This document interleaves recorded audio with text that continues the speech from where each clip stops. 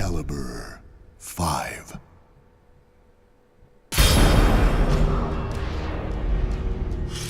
What's up, guys? This is Fico, and this is my gaming mind. And this is going to be my second video in regards to Soul Calibur 5. This is going to be basically a kind of sort of like an analysis to the new characters. And here I'm going into training mode to explain to you who they are. This is Patroclus, one of Sophia's sons. And he's included as one of the new characters here. And here we have Z.W.E.I. Z.W.E.I, he's sort of like a mix of Talum and Unknown from Tekken Tag Tournament 5. I'll explain later. This is Leisha. She's like Sophia, like Xianghua, and I'll explain to you a little more. This is Natsu, who takes over like if it were Taki. This is like Taki in a way. She is Viola. Viola is she's rather interesting character, and we'll get into her as well. Pyrrha, this is the second son daughter of Sophia, and she takes up more for Cassandra as well. And this is Sheba, or Sheba, like they say in the game, and he takes off as Killick. Very different character, however. And of course, we got the main character, the main guest character, Ezio from Assassin's Creed 2 Revelations and Brotherhood. And it's a tradition for Soul Calibur to have guest characters every single time, so they decided they may have wanted to go with well, why not a guy that uses weapons all the time? I mean, I'm not going to object to having someone like that. So what we're going to do is basically we're going to go over every character little by little. I just basically pick verses to test them out. The first one is going to be Patroclus. Patroclus is probably the first of the new characters that I use. Patroclus, he fights a lot more like Sophia. He's like, he doesn't have many repetitive strikes. He's really just more of a power hitter. He definitely has, he's a good sidestep character. Like I'm doing like double tapping on the sidestep as well. Will get you to do like a side dash, and that's new into this game. And I'm taking it against Mitsurugi. Mitsurugi, he's one of the least characters that they changed over the years, and here, he doesn't seem all that different. So here, break his armor, expose him, he's more dangerous. Now, skip a few rounds here, and I'm going to show you, Patroclus is very aerial as well, to do that downward B here. And, I'm going to take Mitsurugi and finish him off with the critical edge here. And boom! Lifts him up in the air, brings him down, and crash. The party is over. It's repeated. He sort of just kind of bumps him up in the air, and then he sort of throws his sword and... Don't feel bad about it. You couldn't have prevailed. Dis. We're back here in the same place, and now we're going to use... He's actually one of my more interesting characters. He's Z.W.E.I. Z.W.E.I, he in this game is teamed with Viola and Siegfried to try to stop anyone who is malfestered in the main storyline. Z.W.E.I, he's a very particular character. He has a weapon that's like doubles. He's got a sword, but on both ends of the handle, it's sort of like he can grip it like if it was like one of the tumpas that Tiro was using. And if you notice, you see this this weird creature that comes out to assist. Well, this creature, he's like a werewolf spirit that just goes in the battle and does these attacks so often. And what I mentioned earlier was he was like Unknown from Tekken Tag Tournament 5. He's Tekken Tag Tournament, the first one. there's this chick, and she uses like random moves, and then there's just like this werewolf character following her. Z.W.E.I is more like a distance fighter, and he uses that as just really nice. And I have a feeling that most tournament fighters will use Z.W.E.I to, you know, like take advantage of his juggles. And I definitely am having fun with Z.W.E.I. I'm still learning with him, so it is a slow process. Now we're gonna go into Leisha. Leisha, she is basically almost cut and paste to Xianghua, but she is not completely like Xianghua. Xianghua, she uses a lot of these like guard breaks and like guard impact moves, and that pretty much says the story of that round. I was on flow in that round, and all of a sudden Yoshimitsu just takes me up in the air. I try to get people ring out in this, and nobody can ever get ringed out, and somehow Yoshimitsu does it with no problem. She has a lot of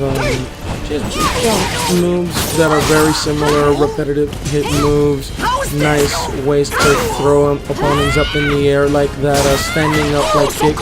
And here Yoshimitsu, he goes for a life drain, but you know that takes away his damage. Forward in a little bit of the round, I almost get ringed out right there, and Yoshimitsu just goes on fire.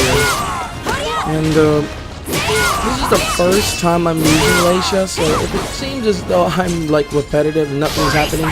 And there's Yoshimitsu's critical edge. I wanted to do mine, but I never got a chance to do it, so maybe some other time. This next video is this one is Natsu. Natsu is the Taki character. Taki is not in this game. They haven't confirmed whether they're going to bring her on as DLC or not, but for now, Natsu is her. The basic standard moveset is almost the same, but she's got different moves. She's got like that quick instant sort of instant transmission, quick teleport. When she's doing combos to kind of like reposition. This is also the first time I'm using Natsu, so basically I'm using whatever I can remember from Taki, and trying to take Ivy, who surprisingly in this edition, even though she is still looking very revealing, she looks actually a little more decent in this entry, and but who says that that's ever been a problem? Who's ever said that Ivy's actually needed to get a little decent? Never mind. Well, anyway, and there's now she's gonna hit me with a critical edge, and this may be one of my favorites in the game. She's like destroys me there. But Natsu, she's very fast. She's just like Taki in regards to like her combinations with kicks and with the A, the B, and the K attacks. One of the very few that can put them together, and bang! A really nice fate awaits the defeated. Move here. This is her critical. This is like a pillar attack, which goes on both ways. So try to back away, and Natsu's gonna get you. Well, now we come here to the next character, and this is Sheba. Sheba is not Killick, and as far as I know, he's not related to Killick. But he is using Kali Yuga.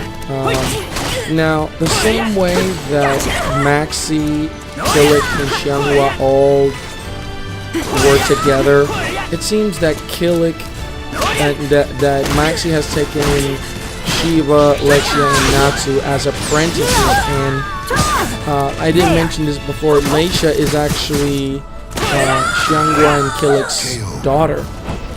They don't go mention much here, but let's talk a little bit more about Sheba. Sheba, in a way, embodies the spirit of Kill It, but he's not like Kill It, and he doesn't play much like Sonya either. He's got like these really wicked moves. He's sort of like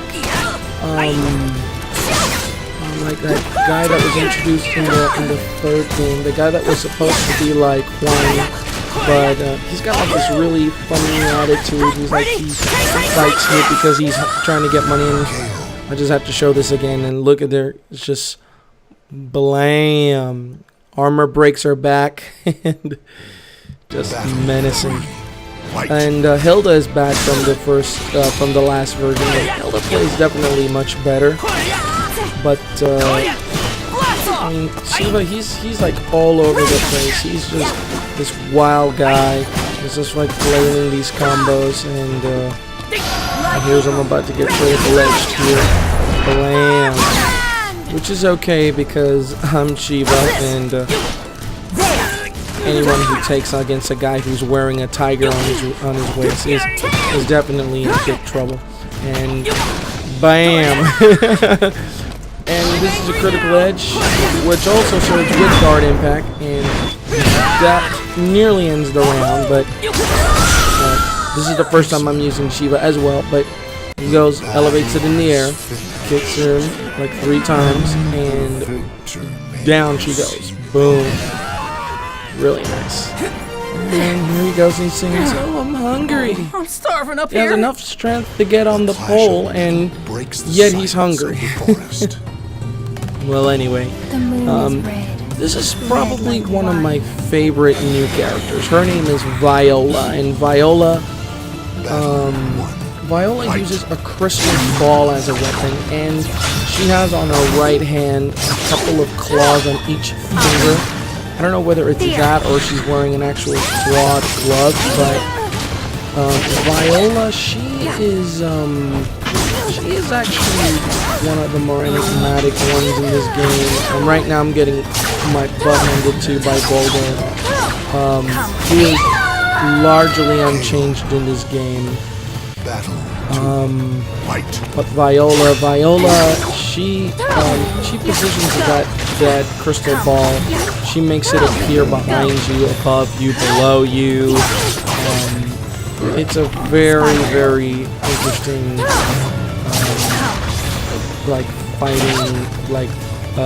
fighting skill set. You don't actually control the ball from what I'm seeing, but you can position the ball in different parts. And here Voldo might get victory. Oh, no, you don't. Viola, her only flaw maybe that Viola is like a short-range character, for attacking, from up close. She doesn't have many like long-distance moves by hand-to-hand, but the crystal ball, she definitely can separate, and you can combine, and this is like one of my first times using Viola, so clearly it doesn't look like I'm doing much with her, but I've seen her in action, and Viola, she's one of the most dangerous ones. And let me tell you, people, when they go into tournament play, you're going to see a lot of Viola players. I guarantee you that. I've always had problems with Voldo because Voldo, he's one of the most unpredictable a-holes in this game. I tried to do the critical edge, but as you can see, nothing happened. I am not sure what Viola's critical edge is supposed to do. See, I summon it. Here, it doesn't look like anything happened. Raises her arm, and I get hit by Voldo. And that's the end of the round. Well, don't know, but here comes Pyrrha. I'm sorry. I have no choice. Now Pyrrha is actually another one of my favorite characters, one of the newer ones here. And, well, Pyrrha, he takes more off as being more like Sandra, but also got a bunch of moves like Z.W.E.I. Now, Patroclus, I think he's got more of his own unique fighting style that is similar to both her moms, her aunts, and but it's more like authentic at his own, but at the same time, almost not nearly as good as his alpha. But we'll talk about that one later on another video. But here, she's gonna feel more familiar for those that know how to use Cassandra and Sophia. Kira, she is referenced in the 4th game as being Sophia's daughter, the one that was taken away from her. Excellent. She's all grown up to be this really scared girl. She's been tricked to do violence, and well, she's also been tricked to commit heinous atrocities, which would lead her to turn into pure Omega, which will also be discussed in another video. I haven't unlocked pure Omega, and that's going to be discussed on another video. But here comes the very last of our character studies, and this is Ezio Auditore de Firenze. It's gonna be fun. Or the badass mofo from Assassin's Creed 2, Brotherhood, and Revelations. Now, Ezio was borrowed by Ubisoft, from Ubisoft, and in this, he's like an overall trickster. He uses his sword, he uses his assassin's blade, he uses his crossbow, he uses the gun that's hidden under his coat. He has these really nice assassin kill throws, and he may be one of the best guest characters since Link from the second Soul Calibur game. I mean, I liked the Star Wars characters, but you know, I think Starkiller is a second, is third, maybe, or second, or tied with Ezio. But Ezio, he's really all over the place. I mean, he's more like a close by kind of character, but he's sort of like mixing it up. In a way, he's sort of like Link, because he's got projectiles. He's also got high attacks. He can also get you from up close. Clearly, Ezio is more of a silent assassin sort of deal. He's not part of like a in your face gonna take you down, but Ezio, he's really vicious in this game, and Kira is gonna rip Ezio apart in this round. Clearly, I don't know if there have been any announcements or any more additional DLC. I don't know what it is. I know that they've discussed extra costumes and stuff from the character creation, and I definitely do like more, because it's deeper than it's ever been before, and I love how they've decided to put in much more emphasis in it this time around. With this description of Ezio, I'm going to end this video.